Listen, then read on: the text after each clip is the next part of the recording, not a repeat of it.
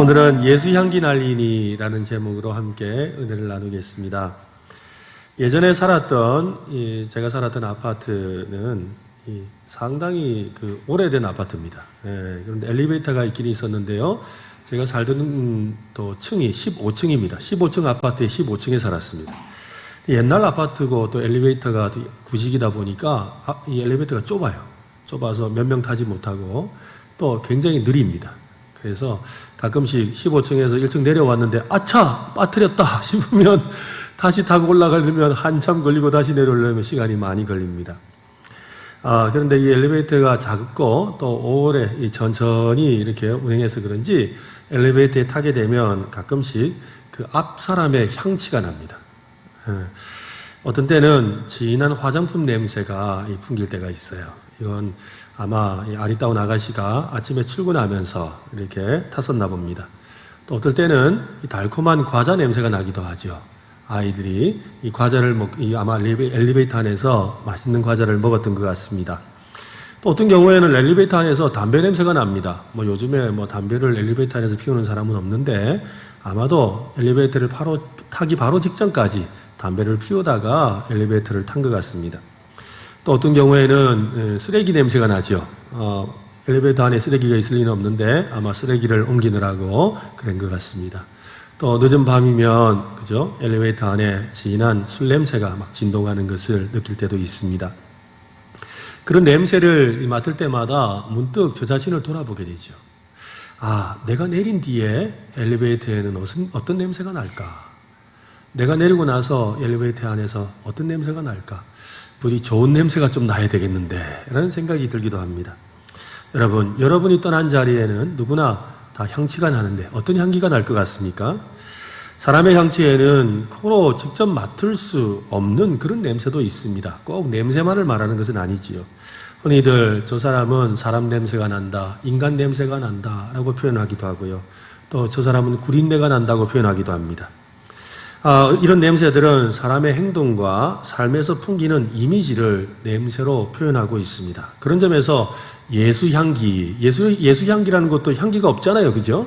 그런데 예수향기라는 말도 직접적으로 코로 맡는 향기라기보다는 우리가 보고 느낄 수 있는 성도의 어떤 삶과 그 삶에서 풍겨나오는 그런 향기라는 것을 알 수가 있습니다. 오늘은 예수향기 날리라는 제목으로 향기에 대해서 좀 같이 살펴보려고 합니다. 성도의 삶은 그리스도가 주인 되시는 또 교회는 언제나 향기를 날려야 합니다. 성도나 교회에서 풍겨야 될 향기는 예수향기지요. 그리고 사랑의 향기입니다. 사도 바울은 우리를 하나님 앞에서 그리스도의 향기로 불러주신 것에 대해서 감사하고 있습니다. 오늘은 사도 바울이 감사하는 그 내용들을 같이 살펴보면서 우리에게 주시는 또 은혜와 또 예수향기 가득한 삶이 되었으면 좋겠습니다. 우리 그리스도인에게서 가장 큰 감사거리는 여러분 무엇이겠습니까? 우리를 구원하여 하나님의 자녀 삼아주신 것에 대한 감사합니다. 저는 지금 저희 교회 와서 설교하면서 여러 번 구원받은 은혜에 대한 감사를 말합니다. 또 앞으로도 아마 여러분 계속 들을 겁니다. 사실 성도에게 있어서 가장 중요한 것은 바로 구원받은 것에 대한 감사, 날 구원하신 은혜에 대한 감사입니다. 이 은혜에 대한 감사, 이 구원받은 것에 대한 감사가 식어버리면 우리의 신앙은 무거운 짐이 되죠. 교회에서 어떤 직분을 맡고 일을 한다면 아마 그것은 큰 멍해가 되어 있을 겁니다. 그런데 날 구원해 주신 은혜에 대한 감사가 늘 넘친다면, 그죠? 우리의 삶은 늘 행복하고 무엇을 해도 기쁠 겁니다. 그래서 예수 그리스도로 말미암아 구원받은 것에 대해서 감사하고 있는지 우리 스스로를 날마다 돌아봐야 하는 것입니다. 그런데 이렇게 자녀를 삼아주신 것도 감사한데 우리에게 하나님의 나라의 일까지 맡겨주신 것을 생각하면 저는 얼마나 감사한지 모르겠습니다. 저는 목사로서 목회를 하면서 가끔 이런 생각을 합니다. 내가 뭐라고 하나님이 이렇게 은혜를 주셔서 이렇게 많은 성도들 앞에서 말씀을 전하게 하고 또 누군가를 위해 기도하고 섬길 수 있도록 목사의 일을 하게 하셨는가라는 생각이 들 때가 있습니다. 내가 뭐라고? 그래서 제가 대단한 것도 없는데 내가 뭐라고 이런 걸 주셨나를 생각하면 마음속에 감동이 있고 또 도전이 있고 이렇게 살아서는 안 되지라는 마음에 다시 한 번 더 다짐을 하게 됩니다.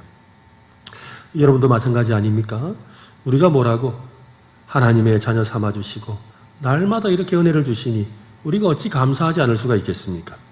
그래서 오늘 본문 14절에서 사도 바울은 감사에 대해서 이렇게 표현을 합니다. 14절 말씀 우리 같이 한번 읽어보겠습니다. 같이 시작. 항상 우리를 그리스도 안에서 이기게 하시고 우리로 말미암아 각 처에서 그리스도를 아는 냄새를 나타내시는 하나님께 감사하노라. 사도 바울은 먼저 성도들이 그리스도 안에서 이기게 하신 것을 감사합니다. 이기게 하신 것을 감사한다라고 했는데 여러분 여기서 이기게라는 이 표현은 우리가 이긴다는 말이 아닙니다. 우리가 승리한다는 말이 아닙니다. 이 헬라어 원문을 찾아보면 이게 트리암비오라고 되어 있는데 영어로 트라이엄프라는 거예요. 무슨 뜻이냐면 대대적인 승리를 거두다, 또 의기양양하다라는 그런 뜻을 가지고 있습니다. 우리가 잘 아는 단어 중에 트럼프라는 거 있죠. 카드를 트럼프 카드라 그러잖아요. 그죠? 그리고 미국 대통령 이름도 트럼프가 있었지 않습니까? 이 트럼프라는 말이 바로 이 트라이엄뷰, 이 여기서 나왔는데 이것은 무슨 뜻이냐면 으뜸 패를 가진다. 이기는 패를 가졌다는 거예요. 여러분, 이기는 패를 가졌으면 어떻게 될까요? 의기양양하지요. 그리고 자신감이 있어요. 바로 그런 모습을 트럼프라고 하는 겁니다.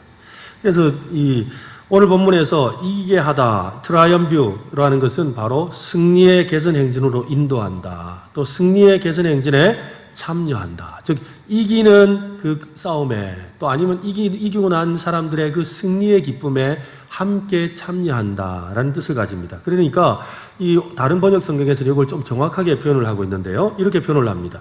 그리스도 안에서 항상 우리를 이끌어 승리의 행진을 하게 하십니다. 즉 우리로 이기게 하신다는 말이 내가 이긴다는 것이 아니라 승리하신 그리스도를 따름으로 나에게도 승리가 있도록 도와주신다라는 그런 의미라는 것이지요. 즉 승리에 참여하도록 도와주신다는 겁니다. 여러분 어떤 승리의 개선 형제이겠습니까? 예수 그리스도께서 십자가에서 승리하신 것을 말합니다. 예수님은 십자가를 통해 사망의 권세를 깨뜨리고 승리하셨습니다. 여러분 이것을 믿습니까? 네, 골로새서 2장 15절에 보면 통치자들과 권세들을 무력화하여 드러내어 구경거리로 삼으시고 무엇으로 이기셨다고요? 십자가로. 십자가로 그들을 이기셨느니라. 예수 그리스도께서 십자가를 통해 승리하심으로써 우리에게도 그 승리의 기쁨을 함께 누릴 수 있게 하셨습니다. 사도 바울은 그 승리를 함께 누리게 해주신 하나님께 마음을 다해 감사합니다. 고린도전서 15장 57절에 보면 우리 주 예수 그리스도로 말미암아 우리에게 승리를 주시는 하나님께 감사하노니. 또 요한일서 5장 4절에서 5절을 보면 무릇 하나님께로부터 난 자마다 세상을 이기느니라. 세상을 이기는 승리는 이것이니 우리의 믿음이니라. 예수께서 하나님의 아들이심을 믿는 자가 아니면, 믿음은 예수께서 하나님의 아들이시고 승리하셨다는 것을 믿는 자가 아니면 세상을 이기는 자가 누구냐라고 말씀합니다. 우리가 예전에 많이 불렀던, 요즘에도 또 부르기도 하죠. 승리와 관련된 찬양이 있죠. 승리하였네 어린 양의 보혈로 우린 보혈의 능력으로 서리라. 승리하였네 어린 양의 보혈로 주 내게 승리 주셨네. 내가 승리하는 이유는 주님이 승리를 주셨기 때문입니다. 바로 이 사실을 우리가 믿는 것이지요. 사람들은 누구나 이기는 편에 서는 것을 좋아하죠. 친구들과 같이 운동 경기를 해도 꼭 내가 실력이 없더라도 꼭 이기는 편에 붙으려고 그러죠. 내가 후보가 되더라도 이기는 편에 가려고 그래요. 왜? 이기는 건 누구나 좋으니까요. 설사 내 실력으로 이기는 것은 아니라 할지라도 이기는 편에 속하는 것은 너무나 행복하고 좋은 일입니다. 여러분, 예수님이 이기셨습니다. 예수님이 승리하셨습니다. 그러니 우리는 예수님이 승리하신 그 편에 서야 하는 것이지요. 예수님은 이기셨을 뿐만 아니라 지금도 세상 가운데 이기고 계십니다. 그리고 장차 온전하게 이기실 것입니다. 승리하실 것입니다. 그래서 사도 바울은 하나님께 감사하고 있습니다. 승리의 개선 행진에 참여해서 승리의 큰 기쁨을 예수님과 함께 누리도록 끼워주신 것, 그 자리에 참여하게 하신 것을 감사하고 있는 것입니다. 이것이 바로 우리 그리스도 안에서 우리 그리스도인들이 가져야 될 이 기쁨 또 승리에 대한 소망인 것입니다. 우리가 날마다 신앙생활을 하면서 우리는 승리했음을 믿으시기 바랍니다. 내가 승리한 것이 아니라 나와 함께 하시는 주님이 승리하셔서 내가 주님과 함께 걸어가면 날마다 승리하게 되어 있습니다. 그러므로 승리하신 예수님을 믿는다면 우리는 세상을 두려워할 필요가 없지요. 그래서 요한복음 16장 33절에 예수님은 말씀합니다. 이것을 너희에게 이르는 것은 너희로 내 안에서 평안을 누리게 하려 함이라. 세상에서는 너희가 환난을 당하나 담대하라. 내가 세상을 이기었노라. 우리가 살아가다 보면 환난이 찾아옵니다. 어려운 일이 생깁니다. 괴로움이 생깁니다. 삶의 인생을 포기하고 싶은 마음이 들기도 하지요. 그러나 여러분, 그것이 우리를 패배하게 만들 수가 없습니다. 왜냐하면 승리하신 주님이 나와 함께 하시기 때문입니다. 그래서 이것을 믿는 믿음을 가지면 세상을 이길 수 있다고 말씀하고 있습니다. 지금까지 목회를 하면서 저는 참 많은 성도님들을 만났습니다. 성도님들 중에는 두 종류의 사람이 있습니다. 바람을 타고 신앙생활하는 분과 바람을 맞으며 신앙생활하는 분입니다. 바람을 타면서 신앙생활하는 분이 있고 바람을 맞으면서 신앙생활을 하는 분이 있다는 거예요. 여러분, 둘 중에 누가 행복할 것 같습니까? 바람을 타는 사람과 바람을 맞는 사람, 누가 행복할 것 같으세요? 바람을 타는 사람이 행복해요. 바람을 맞으면서 가려면 얼마나 힘듭니까? 제가 고향이 부산이지요. 또 부산에서 오래 살았습니다. 또 이 부산에 있으면서 일본에 여행을 갈 일이 좀 있었는데 이 부산에서 일본이 가깝다 보니까 배를 타고 자주 갑니다. 그래서 후쿠오카까지 가는 배가 있는데요. 한 6시간 정도 타는 전기 여객선이 있습니다. 그것을 타고 여행을 여러 번을 했는데 갈 때마다 참 좋았는데 한 번은 이 배가 생각보다 빨리 도착했어요. 한 6시간 걸리는데 5시간 정도밖에 걸리지 않았어요. 그래서 배에서 내리는데 선장님이 기분 좋게 인사를 하더라고요. 아유, 오늘 이 배가 바람을 이렇게 타고 와가지고 1시간 빨리 왔습니다. 편안하게 오셨지요? 이러면서 바람은 불었는데 편안하게. 바람을 타니까 파도가 있어도 편안하게 온 거예요. 그래서 다들 시간도 빨리 오고 편안하게 왔다고 좋아했습니다. 그런데 한 번은 제가 배를 타고 가다가 심하게 고생을 했습니다. 이 멀미도 얼마나 나든지 이 배멀미를 얼마나 했는지요. 차멀미는 그저 멀미 나면 차에서 내리면 되는데 배멀미는 배에서 못 내립니다. 배에서 내리면 그냥 망망대해예요.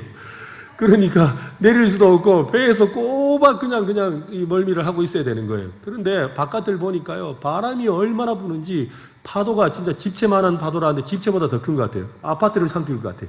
저 아래까지 내려갔다가 저 높은 곳까지 막 치솟아 오르는데 그걸 이 큰 배가 앞을 치고 나가면서 파도를 갖다 치면서 앞으로 나가는 거예요. 근데 바람은 세고 또 바람은 계속 불어오는데 그걸 맞으면서 나가려고 하니까 배가 더디 가지요. 그래서 얼마나 고생들을 했는지 몰라요. 근데 시간은 시간대로 또 더 많이 들었어요. 그러니까 바람을 맞으며 가면 오히려 힘들다는 것이지요. 그러므로 우리는요, 평안하고 또 이제 잘 풀리는 인생, 또 어쩌면 정말 형통한 인생을 살고 싶다면 바람을 잘 살펴야 돼요. 바람이 어디서 어디로 부는지를 알아야 되죠. 이 바람이 지금 어디에서 시작되고 있고 어디로 부는지를 잘 살펴야 되는 것입니다. 이왕이면 여러분, 바람 타고 순풍에 돛단 것 같은 인생 사시기를 바랍니다. 신앙생활도 마찬가지입니다. 여러분, 신앙생활을 잘 하려면 바람이 어디로 부는지를 알아야 돼요. 어떤 바람일까요? 성령의 바람이 어디로 부는지를 알아야 합니다. 성령의 바람을 타고 거침없이 달려가는 삶을 살아야 합니다. 성령의 바람을 어떤 사람은 거스르며 살지요. 성령의 바람을 굳이 그냥 막 부딪히면서 살아가려고 하는 그런 사람이 있습니다. 여러분은 어떤 삶을 살고 있습니까? 이왕이면 성령의 바람을 타고 살아가는 우리 은혜로 교회 성도들 되시기를 바랍니다. 바람을 타면 신앙생활이 참 쉽습니다. 신앙생활을 하면 할수록 굉장한 기쁨을 발견하게 됩니다. 그렇다면 여러분, 이 바람을 어떻게 하면 탈 수가 있을까요? 어떻게 하면 바람을 탈 수가 있겠습니까? 간단합니다. 그냥 바람에다 자기를 맡기면 돼요. 우리가 연을 날릴 때를 한번 생각해 보세요. 연을 날릴 때 바람이 어디는 부는지를 보고 바람에 연을 탁 놓으면 어떻게 돼요? 쑥 하고 날아가요. 그런데 굳이 바람 부는 방향에 안 맞추고 자기가 하려면 어떻게 돼요? 막 들고서 달려가는데도 연이 날아갈 마음이 없어요. 바람에다가 자기를 맡기면 그때부터 그냥 날아가는 거예요. 오늘 말씀도 바로 그 이야기를 하는 겁니다. 개선행렬이라는 그 승리의 바람이 불었다는 거예요. 그 바람에 함께 탈 수 있도록 은혜를 주신 것을 사도 바울이 감사하고 있습니다. 우리를 개선행렬에 참여해서 승리의 그 바람에 타게 하신 것을 감사하고 있다는 겁니다. 여러분, 그러므로 우리는 승리의 바람이 어디로 부는지, 성령의 바람이 어디로 부는지를 잘 살펴야 됩니다. 그리고 그 바람에 자신을 맡기면 됩니다. 근데 여러분, 요즘에 이 성령의 바람이 우리 교회에 불고 있는 거 아십니까? 아세요? 성령의 바람이 불고 있습니다. 어디에서 불까요? 특별 새벽기도 가운데 불어요. 특별 새벽기도 가운데 지금 바람이 불고 있어요. 이 바람을 타고 많은 성도들이 은혜 넘치고 있습니다. 여러분, 이 바람을 타시기 바랍니다. 그죠? 이 바람을 타서 승리의 역사를 경험하시기를 바랍니다. 성령의 바람이 불고 있습니다. 이 바람을 타면 여러분이 생각지도 못했던 더 많은 일을 하게 될 겁니다. 더 놀라운 일을 하게 될 겁니다. 그런 은혜를 경험하시기를 바랍니다. 언젠가 TV에서 어떤 프로를 봤는데, 프로를 보니까 그 어떤 출연자가 나와서 눈을 가립니다. 눈을 가리고 코를 이렇게 막더라고요. 코를 막아놓고는 포크에 뭐 두 가지를 꽂아서 먹으라고 그래요. 하나는 보니까 양파예요. 그리고 하나는 사과입니다. 그래서 눈을 가리고 코를 막고서 양파를 먼저 먹게 하고 그 다음에 사과를 먹게 했습니다. 그리고 둘 중에 어느 것이 더 맛있는지를 물었습니다. 여러분, 양파와 사과 중에 어느 게 맛있을까요? 당연히 사과가 맛있겠죠. 그런데 출연자들은 대부분 다 양파를 선택했어요. 눈을 막고 코를 막고 그러고 나서 양파와 사과를 먹였더니 양파가 더 맛있다고 하는 거예요. 그 이상한 일이잖아요. 근데 학자들에 의하면 실제로 이 양파와 사과의 단맛을 측정해보면 양파가 더 단답니다. 양파가 더 단맛이 많이 나는데 이 양파의 그 독한 향기 때문에 단맛이 상쇄되는 거지요. 눈을 가리고 맛만 보니까, 또 코를 막고 맛만 보니까 그렇게 되었다는 것이지요. 그래서 어떤 분은 맛이라는 표현보다는 향이라고 표현하는 것이 더 맞다라고 이야기를 합니다. 향기가 사람의 식욕을 불러일으키고 또 맛을 좌우하는 데 있어서 큰 영향을 주기 때문입니다. 그래서 어떤 식당은 일부러 그 향기를 바깥으로 내뿜죠. 그래서 사람들로 하여금 그 향기 맡고 식당에 오도록 그렇게 조치를 하는 경우들도 있습니다. 사도 바울이 드린 두 번째 감사는 바로 예수 향기와 관련되어 있습니다. 예수 향기 날리는 삶을 살게 하신다는 데 대한 감사입니다. 14절 말씀 우리 다시 한번 읽어보겠습니다. 14절입니다. 같이 시작. 항상 우리를 그리스도 안에서 이기게 하시고 우리로 말미암아 각처에서 그리스도를 아는 냄새를 나타내시는 하나님께 감사하노라. 그리스도를 아는 냄새를 나타내신다라고 했습니다. 이 그리스도를 아는 냄새라는 이 표현은 정확하게 표현을 하면 그리스도를 아는 지식의 향기입니다. 즉 그리스도를 알게 만드는 어떤 지식을 주는 향기가 있다는 거예요. 그리스도를 아는 지식의 향기가 우리 성도들이 그리스도를 아는 지식의 향기가 되어서 세상 가운데 향기가 흘러나가면 사람들이 이게 무슨 냄새야? 이게 무슨 냄새야? 하고 찾다 보면 어디 온다는 거예요? 예수님이구나, 교회구나 라고 알게 된다는 것입니다. 그래서 우리로 말미암아 각처에서 그리스도를 아는 냄새를 나타내신다라고 말하고 있는 것입니다. 사도 바울과 성도들이 곳곳에서 그리스도의 향기를 나타내게 되는 것을 감사하고 있습니다. 성도는 그리스도의 향기를 피우는 사람입니다. 세상 사람들이 그 향기를 맡고 그리스도를 아는 지식에 이르도록 향기를 피우는 사람이란 말입니다. 이것을 복음의 향기라 그러지요. 복음의 향기를 진하게 내뿜는 것이 가장 확실한 전도입니다. 복음의 향기는 여러분 우리의 말이 아닙니다.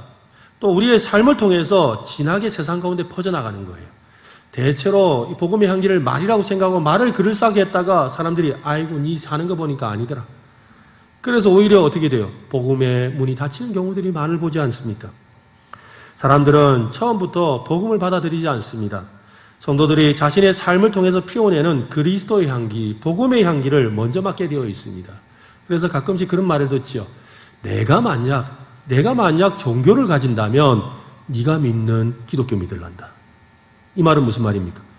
내가 지금 아직 예수 믿지도 않고 교회도 안 다니지만 만약 내가 종교를 가진다면 네 지금 살아가는 거 보니까 나 기독교 믿을란다. 그렇게 말을 한다는 거죠. 또 어떤 경우는 그래요. 내가 만약 교회를 간다면 네가 다니는 은혜로 교회 갈란다. 아멘이 시원찮은데요? 내가 만약 교회를 다니게 된다면, 내가 만약에 교회 갈 일이 있다면 나는 네가 다니는 은혜로 교회 갈란다. 네. 왜 그렇게 말합니까? 우리 교회 좋다고 말도 안 했을 텐데 저 사람 믿는 거 보니까, 저 사람 하는 거 보니까 아 진짜 저래 믿어야 되는구나, 저게 진짜구나 라고 봤다는 거예요. 그분은 말을 하지 않았지만 삶을 통해 향기, 복음의 향기를 내뿜고 있었다는 말입니다.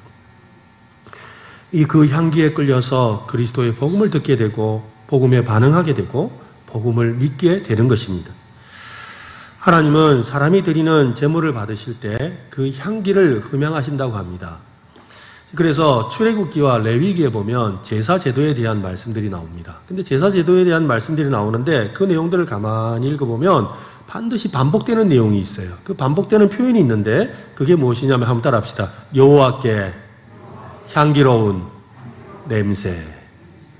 하나님은 그 제사를 받으실 때 뭐라고 표현하셨느냐 하면 여호와께 향기로운 냄새. 그걸 받으신다고 표현을 했습니다. 사실 하나님께 우리가 제사를 드릴 때 어떤 사람은 형편이 되어서 소를 드리기도 하고 또 양을 드리기도 하지요. 근데 이거 큰 것을 하나님이 기뻐 받으십니다. 근데 또 어떤 사람은 형편이 어려워서 그래 큰 것을 드릴 수가 없으니까 산비둘기를 드리고 또 어떤 경우에는 그저 곡식을 하나님 앞에 바치기도 합니다. 그러면 뭐 부자가 드린 소나 양이나 또 가난한 사람이 드린 비둘기나 또 곡식이나 모두 다 제단 위에서 태워집니다. 제단불에 사라지는 거죠. 그래서 이 제단불에 태워질 때 그 태워지는 향기가 하늘로 올라가는 거예요. 하늘로 올라가서 그래서 여호와께 향기로운 냄새라는 표현이 바로 그겁니다. 하나님은 제물도 받으시지만 사실은 제물에 뭘 받으시는 거예요? 향기를 받으시는 거예요. 근데 여러분 한번 생각해 보십시오. 제단에서 태워지는 그 향기가 어떤 냄새겠습니까? 어떤 냄새일까요? 제단에서 지금 성전에서 제단에 지금 불을 피우고 제단 위에 제물을 올리고 피우는 그 향기가 어떤 냄새겠습니까? 가만히 생각해 보면 숯불고기 냄새죠. 소를 바쳤으니 한우 숯불고기 냄새고 양을 바쳤으니 양고기 냄새고 산비둘기 냄새고 곡식 태우는 냄새예요. 그런데 이게 우리야 그냥 적당히 이렇게 구워서 먹으니까 맛있지만 이걸 완전히 태워드리거든요. 그러니까 고기 타는 냄새예요. 고기 타는 냄새 그리 좋지 않습니다, 여러분. 그렇죠? 고기가 바삭 타는 냄새가 좋지 않아요. 거기다가 곡식 냄새는 그나마 좀 낫죠. 곡식 냄새는 태우면 그래도 좀 향긋한 냄새가 좀 나긴 하니까요. 그렇다면 여러분 하나님이 받으실 만한 향기라고 하기에는 너무 좀 이상하지 않습니까? 곡식 타는 냄새, 짐승 타는 냄새, 고기 타는 냄새를 그 하나님이 기뻐 받으신다고요? 어떻게 해서 이게 향기로운 예물이 될까요? 한번 생각해 볼 문제지요. 창세기에 보면 가인과 아벨에 대한 이야기가 나옵니다. 가인과 아벨은 하나님 앞에 제사를 드립니다. 그런데 하나님은 가인의 제사가 아니라 누구의 제사를 받으셨어요? 아벨의 제사를 받으셨습니다. 하나님은 왜 아벨의 제사를 받으셨는지에 대한 설명이 성경에 나오지 않습니다. 창세기에 나오지 않습니다. 아무리 살펴봐도 창세기에는 그냥 하나님이 가인보다 아벨의 제사를 받으셨다고 합니다. 참 궁금하지요. 그런데 성경을 찾아보면 히브리서에 보면 하나님께서 왜 아벨의 제사를 받으셨는지를 설명합니다. 히브리서 11장 4절 말씀인데요. 한번 보십시오. 믿음으로 아벨은 가인보다 더 나은 제사를 하나님께 드림으로 의로운 자라 하시는 증거를 얻었으니 하나님이 그 예물에 대하여 증언하심이라. 그가 죽었으나 그 믿음으로서 지금도 말하느니라. 하나님 앞에 더 나은 제사를 드린 이유가 무엇이냐면 믿음이었다는 거예요. 믿음. 그러면 이게 무슨 믿음을 말하는 것이겠습니까? 자신의 삶을 통해 드러난 믿음을 말하는 겁니다. 아벨은 평소에 하나님을 더 의지하고 하나님을 섬기는 삶을 살았습니다. 그런 아벨의 모습이 자신이 드리는 제사 가운데 온전히 배어 있었던 것이죠. 자신의 그 믿음의 삶이 온전하게 배어 있는 채 하나님 앞에 드렸다는 겁니다. 그래서 미가 선지자는 여호와께서는 하나님이 기뻐하시는 제사는 천천의 수량과 만만의 강물 같은 기름이 아니라 정의를 사랑하며 인자를 사랑하며 겸손히 하나님과 함께하는 것을 더 기뻐하신다. 삶을 통해 드리는 제사를 하나님이 더 기뻐하신다고 말했다는 것이지요. 구약시대의 대제사장은 성소에 들어가서 향을 피웁니다. 매일마다 가서 향을 피우거든요. 지성소는 아무 때나 들어갈 수 없지만 성소는 매일 들어갑니다. 가서 하나님의 임재를 상징하는 향을 피웁니다. 그럼 향을 피우면 연기가 성소 안에 가득합니다. 가득하고 그리고 하나님께만 드리는 향으로 피웠기 때문에 그 성소에서 향기가 나는 거예요. 그래서 하나님이 이곳에 계신다라는 것을 상징적으로 보여줍니다. 그런데 만약에 제사장이 실수를 해서 이 하나님께 드리는 향에다가 다른 것을 넣었다고 한번 생각해 보세요. 우리가 불에 태우는 것 중에 가장 냄새가 고약한 것 중에 하나는 아마 고무일 겁니다. 그 고무를 태우면 어떻게 됩니까? 냄새가 보통 고약한 게 아니지요. 거기다가 여러분 고무를 태우면 시커먼 그죠? 꺼름이 생기고 연기가 자욱해요. 여러분, 만약에 하나님께 드리는 그 향에다가 고무가 들어있다고 생각해 보세요. 그럼 그 고무가 들어있는 향을 이 성소에다가 피웠으니 어떻게 되겠습니까? 향기로운 냄새는 온데간데 없이 악취가 날 것이고 막 숨 막혀서, 그죠? 숨도 제대로 못 쉴 상황이 될 겁니다. 뿐만 아니라 시커먼 그 연기가 자욱하지 않겠습니까? 여러분, 우리가 하나님 앞에 드리는 예물이 바로 그와 같습니다. 우리가 하나님 앞에 거룩하고 정결한 예물을 드려야 됩니다. 우리가 이 자리에 나와서 하나님 앞에 예배할 때도 거룩한 마음으로 하나님을 예배해야 합니다. 뿐만 아니라 여러분, 우리가 하나님 앞에 드리는 예물을 드릴 때도 진짜 마음의 정성을 담아 하나님 앞에 드리시기를 바랍니다. 여러분, 여러분에게서는 어떤 냄새가 납니까? 어떤 향기가 나고 있습니까? 이왕이면 예수 향기 날리는 성도가 되시기를 바랍니다. 우리 옆 사람에게 한 말씀하시죠. 당신에게서 예수 향기가 납니다. 네. 사실 뭐 우리 가요 가사 중에 보면 당신에게서 꽃내음이 나네요. 그런데 꽃내음보다 더 중요한 건 예수 향기 나야 돼요. 예수 향기 나시기를 바랍니다. 여러분, 평소에 각종 향수와 화장품으로 치장해서 자신의 냄새가 어떤 냄새인지 스스로 모를 때가 있습니다. 그렇지만 위기의 순간이 되면 그 사람의 본능이 나타나죠. 그 사람의 진짜 가지고 있는 냄새가 무엇인지 금방 알 수가 있습니다. 어떤 사람은 세속적인 냄새가 납니다. 그 사람이 하는 말마다 인간적인 냄새로 가득한 거지요. 세상적인 냄새가 같이 진동합니다. 심지어는 저도 목사지만 목사님 중에 가끔씩 그런 분을 본 적이 있어요. 처음부터 끝까지 너무 인간적인 말씀만 하시는 거예요. 듣는데 너무 힘들더라고요. 그래서 다시는 그분 안 만나요. 그분도 참 신실한 분이셨는데 오늘 보니까 자꾸 그 말씀을 하시더라고요. 또 제가 아는 교회 어떤 장로님 이야기를 제가 들었는데 이분은 모임에 앉아서 이야기하실 때마다 한 번도 신앙적인 이야기를 하신 적이 없대요. 저는 제가 은혜로 교회 와서 우리 장로님을 만났는데 항상 신앙적인 이야기만 하셔가지고 내가 은혜를 많이 받고 있습니다. 여러분은 모르죠. 진짜입니다. 네. 그런데 정말 세상적인 이야기만 하시지 한 번도 신앙적인 이야기를 안 하시더라는 거예요. 너무 답답해서 그 목사님이 저에게 이야기하는 걸 들었어요. 여러분, 권사님 중에도 그렇지 않겠습니까? 기도하라고 세운 권사님이 기도 이야기는 안 하고 앉아가지고 누구는 어떻고 이건 어떻고 저건 어떻고 이러면서 이 사람은 어떻고 오만 그 동네 소문을 다 가져와서 이야기한다면 그 사람은 지금 무슨 향기를 내뿜고 있는 겁니까? 참 안타까운 일이지요. 어떤 사람은 돈 냄새가 납니다. 돈으로, 신앙으로 해결할 것이 아니라 돈으로 문제를 해결하려고 합니다. 헌신과 섬김이 없는, 그죠? 구린내 나는 사람도 있습니다. 뭔가 자기는 열심히 한다 그러고 하나님을 위해서 일한다 그러는데 뭔가 뒤가 이렇게 구린내가 나요. 뭔가 이렇게 사람 냄새가 나고 뭔가 꿍꿍이가 느껴지죠. 그런 경우도 있단 말이죠. 그런데 어떤 사람에게는 기도의 향기가 납니다. 저 사람 기도하는지는 잘 모르겠는데 이상하게 저분한테 가서 기도를 부탁하고 싶고 저분은 진짜 기도하는 사람인 것 같다는 생각이 들어요. 향기니까. 그렇게 느껴지는 거예요. 또 어떤 분은요, 말씀의 향기가 나죠. 막 성경 구절을 막 암송해서 이 말씀 저 말씀 막 외우는 것은 아닌데 그분한테 가면 저분 하는 말이 하나님 말씀 같아요. 성경 어디 구절에 있는 것 같아요. 그리고 또 그 말씀 들으면 하나님의 음성처럼 들리기도 해요. 말씀의 향기가 있는 사람이죠. 또 어떤 사람은 찬양의 향기도 있습니다. 그죠? 시간마다 자신의 입에서 찬양이 흘러넘치고 크고 작은 일에 자꾸 찬양이 넘치는 그런 찬양의 향기를 내뿜는 사람도 있습니다. 그래서 고통 가운데서도 찾아오시는 하나님의 위로를 찬양의 향기로 바꾸는 그런 사람도 있습니다. 사도 바울은 로마로 압송되어 가던 중에 유라굴로라는 큰 광풍을 맞았습니다. 유라굴로라는 광풍은 아마도 우리로 치면 태풍과 같은 것 같습니다. 죽을 고비를 넘겼지만 다행히 그 배에 있던 모든 사람들은 다 구사일생으로 살아남았습니다. 사도 바울은 그 항해가 있기 전에 이미 하나님의 음성을 들었습니다. 그래서 큰 광풍이 있기 때문에 생명의 위협을 느끼니까 항해를 하지 말라는 음성을 들었지만 예수 하나님을 믿지 않는 백부장은 바울의 말을 무시하고 배로 항해를 시작했습니다. 결국 그 유라굴로라는 광풍을 맞게 되었습니다. 모두가 다 죽을 지경에 이르렀지요. 그때 사도 바울이 하나님 앞에 기도하는 중에 하나님의 음성을 듣습니다. 그리고 그 음성을 사람들에게 전달합니다. 내가 섬기는 하나님의 사자가 어젯밤에 내 곁에 서서 말씀하셨습니다. 두려워하지 말아라. 내가 가이사 앞에 서야겠고 또 하나님께서 너와 함께 항해하는 자를 다 너에게 주었노라 라고 말씀하셨습니다. 그러므로 여러분 안심하십시오.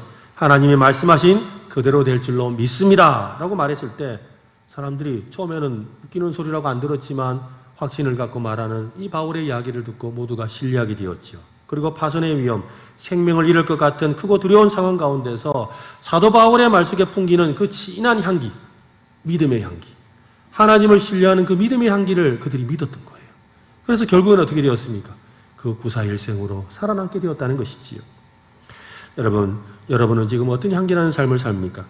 한 번은 제가 경기도에 있을 때인데요. 자전거를 고치러 자전거 포를 갔습니다.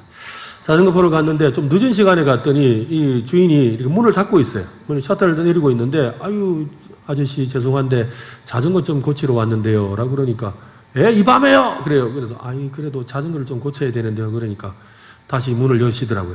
문을 열고는 들어오소! 하고는 들어와서 이렇게 자전거를 고쳐줘요. 미안한 마음에 앉아서 이런저런 이야기를 함께 이야기를 나누는데 한참 자전거를 고치다가 갑자기 이 아저씨가 그래요. 주인 아저씨가. 근데 아저씨 교회 다닙니까? 그래요. 그래서 갑자기 놀래가, 예? 왜요? 갑자기 다짜고짜 그런 이야기 하지도 않는데, 아저씨 근데 교회 다니죠? 이러면서 이야기하는 거예요. 왜요? 왜 그러시는데요? 이러고 갑자기 놀래가지고 이러고 있으니까, 내가 지금 아저씨하고 같이 이야기를 하는데, 아저씨도 보니까 경상도 사람인데, 나도 경상도 사람이고, 경기도니까. 그래서 경상도 사람인데, 나는 경상도 사람이라 가지고 말투가 이렇게 세가지고, 그래서 사람들한테 이 말 저 말을 많이 듣는데, 아저씨는 보니까 말이 상당히 부드러워요. 내가 보니까 교회 다니는 사람 같아. 이러는 거예요. 그 말을 듣는 순간 마음에 안심이 되면서 제가 한마디 했죠. 목사인데요. 만약에 말이 험하겠다 그러면 모르겠을 텐데 말이 부드럽다 하니까 목사인데요. 이러니까 그러면 그렇지 목사니까 그랬지 라고 하시더라고요. 맞습니다 여러분. 성도는 그죠? 말에서 향기가 나야 되는 거예요. 걸음걸이에서도 여러분 향기가 나야 됩니다. 걸음걸이도 딱 보면 저 사람 교회 다니는 사람이네 라고 알아야 되죠. 먹는 것에서도 향기가 나야 돼요. 먹는 거 보면 저 사람 교회 다니는 사람인가 보다. 뭐 이거 먹고 저거 먹지 말라 이런 의미가 아니라 저 먹는 거 보니까 진짜 교회 다니는 사람이구나. 하나님 믿는 사람이구나 알아야 되죠. 옷을 입는 걸 봐도 저 사람 기독교인이구나 라고 보이는 그런 향기가 나야 됩니다. 그렇습니다. 성도는 예수님의 향기 나는 삶을 살아야 되지요. 향기는요 감출 수가 없습니다. 내가 말하지 않아도 나에게서 흘러나오는 예수 향기는 사람들을 예수님께로 인도하는 겁니다. 그러므로 여러분 삶에서 예수 향기 진하게 내뿜는 모두가 되시기를 바랍니다.